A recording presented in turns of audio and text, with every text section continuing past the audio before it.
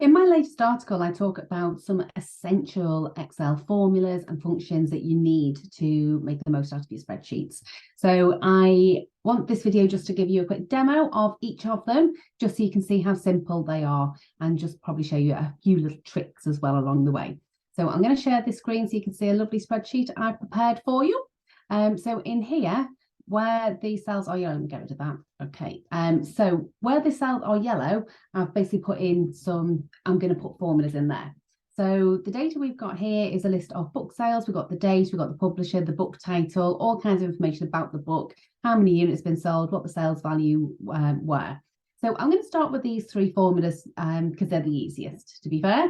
We're going to do a sum, an average, and a count in these cells. And we want to count how many units been sold. We want to do a sum and add together how many there were in total. We want to do an average, just to see an average on this time scale. If we like, we'll be able to see what the average number of book sales were. And we're going to do a count as well. And that's going to count how many individual sales there were. Okay. So I'm going to go into the first cell with the sum. I'm going to show the sum first because this is most commonly used. So in the ribbon at the top, you've got formulas. The second button in is your auto sum button. So you can see here we have a top and a bottom half of this button. So let me just show you one they're recently used, for example. It's just one solid button. The trick with any buttons that have got a top and a bottom half is the top half gives you what it says on the tin. The bottom half will give you more options.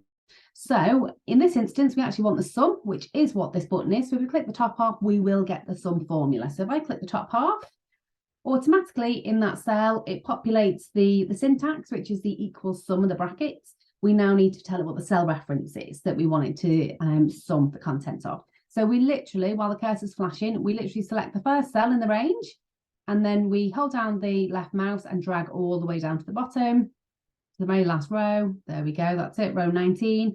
Let go of the left mouse, and then we press enter on the keyboard. Okay, so then our total adds up to 181. If I press F2 on the keyboard to see the formula there, you can see the formula is equal sum of F5 to F19. So that is the range it's going to add up the numbers that it can find within. Okay. If we were to highlight those cells, F5 to F19, you will see, if I can get rid of this little block at the bottom, maybe not, but you can see. Let me see if I can get rid of that.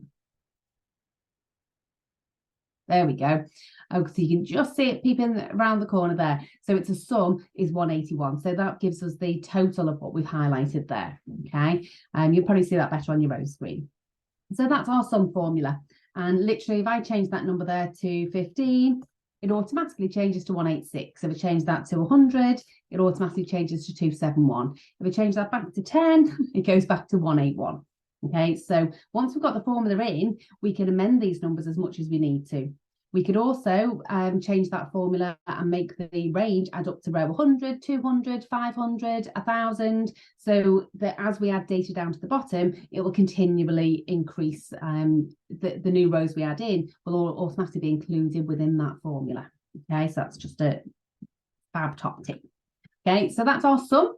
In this cell, we're going to do an average calculation. So if we go to the auto sum button again and click the top half, it will give us a sum, which is not what we need. So this is when we need to click the bottom half because you can see our other options. So here we can say average. So if I select average, you'll see it does exactly what it did with the sum. It's put the word average in, which is our syntax, and the brackets.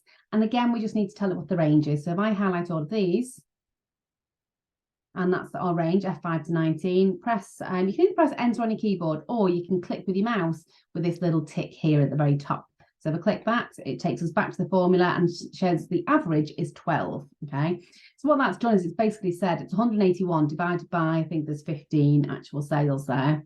So 181 divided by 15 is 12. So that's kind of useful if you wanted to know across this period of time, what's the average sale is 12. Okay. This cell here, we're going to put a count formula in. So this count wants to know literally how many individual sales were there. So again, we're going to click the bottom half of the auto sum and we'll choose count numbers, which again puts the word count in, which is your syntax. We literally tell it what the range is to perform the calculation on. So it's F5 to F19 again. We press enter. Okay, so the count is 15. So there are 15 individual sales, and the sum of them the total units sold was 181. So the average number sold per sale was 12. Okay. So they are your count, your average, and your sum formula. So they're dead easy to understand.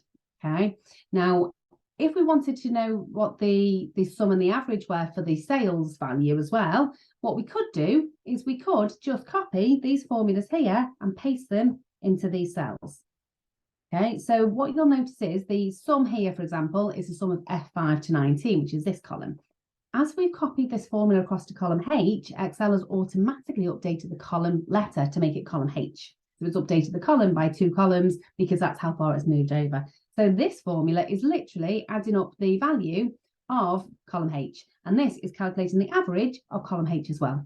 So it's really cool. Once you put your formulas in for one column, we can just simply copy them over to the next. Obviously, I've not done a count in this instance because counting how many are in this column will be the same as this one. So it's kind of pointless. Okay. The next formulas I'm going to show you, in fact, I'm just going to move the screen over a little bit so you can see this side.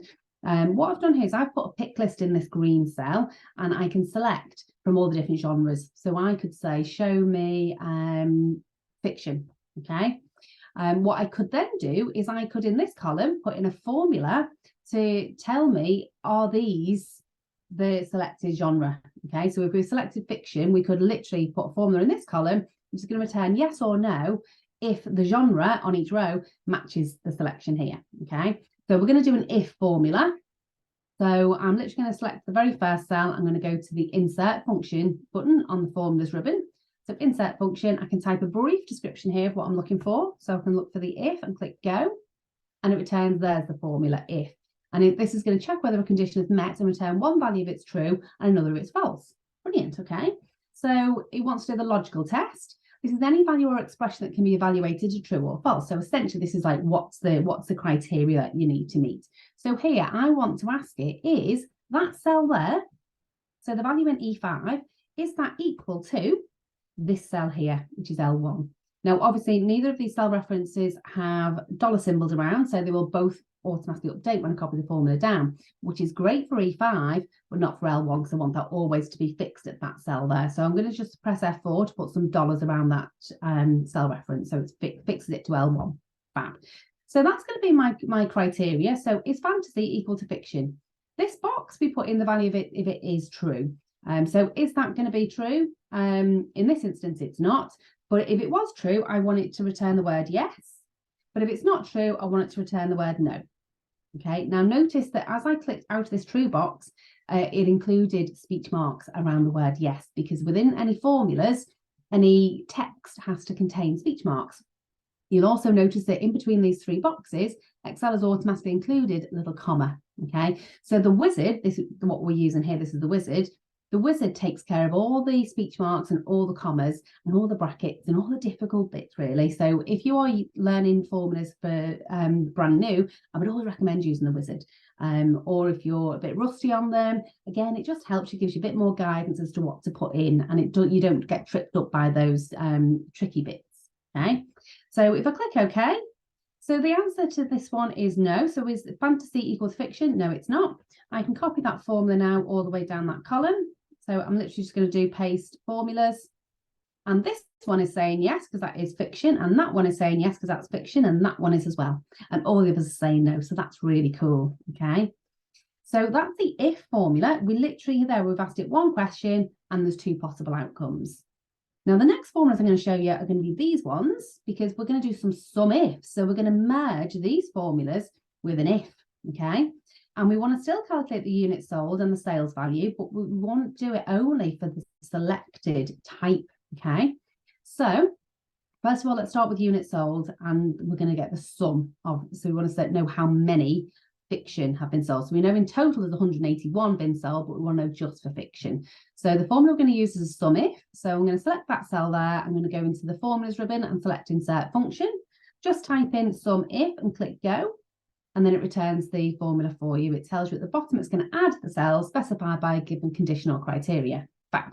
So if I click OK, this has 3 boxes we have to fill in. The first is the range. So this is the range of cells we want to evaluate. Now, obviously, we want to evaluate if this column contains fiction, okay, for starters. So our range is going to be our column E. So I'm going to highlight E 5 to 19. The criteria is going to be this cell here, L1. So we want to know in column E how many match column L. And then this box wants to know the sum range. So these are the actual cells to sum. So this wants to know where are we getting the numbers from, because column E obviously includes text, doesn't it? So this wants to know which columns to take the numbers from to add them. So we want units sold. So we're literally going to say our sum range is going to be F5 to F19. Okay, and I'll click OK. And there's our formula. Okay, so the answer is 94. And we can see that it's summing. If in column E, it's equal to L1, then sum what you find in column F. Okay, if I literally just filter this one by fiction, just to show we have the totals there, then the total, they add up to 94. So we know that was right. Okay, just out of interest, the total sales value is 1,206, because that's going to be our next formula.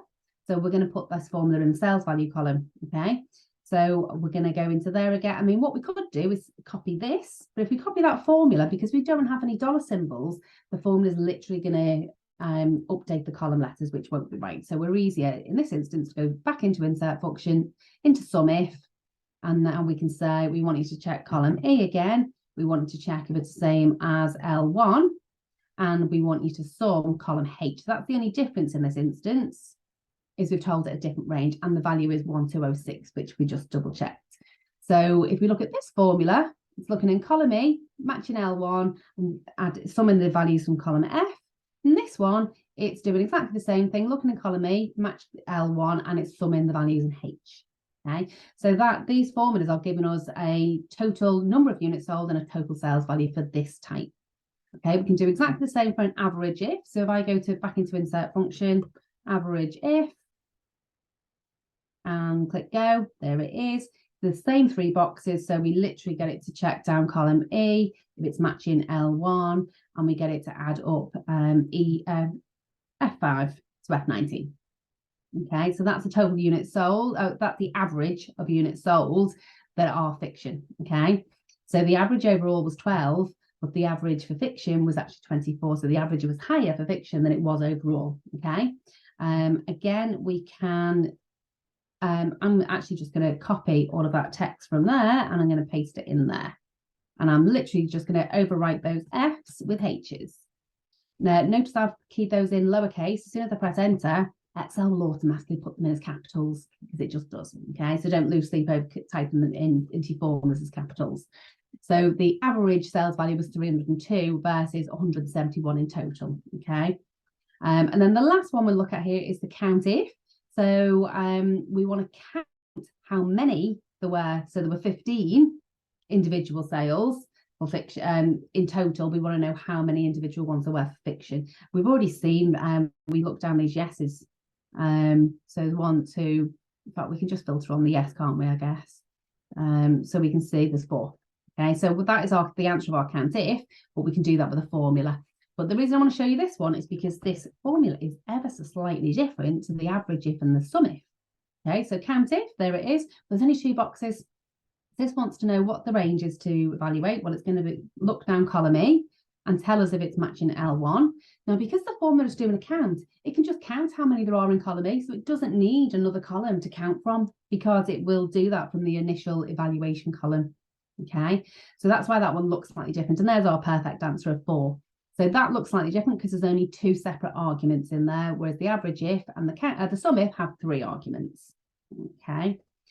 So there's 2 formulas left that I wanted to show you. I'll just expand this section. I just hid them for the time being.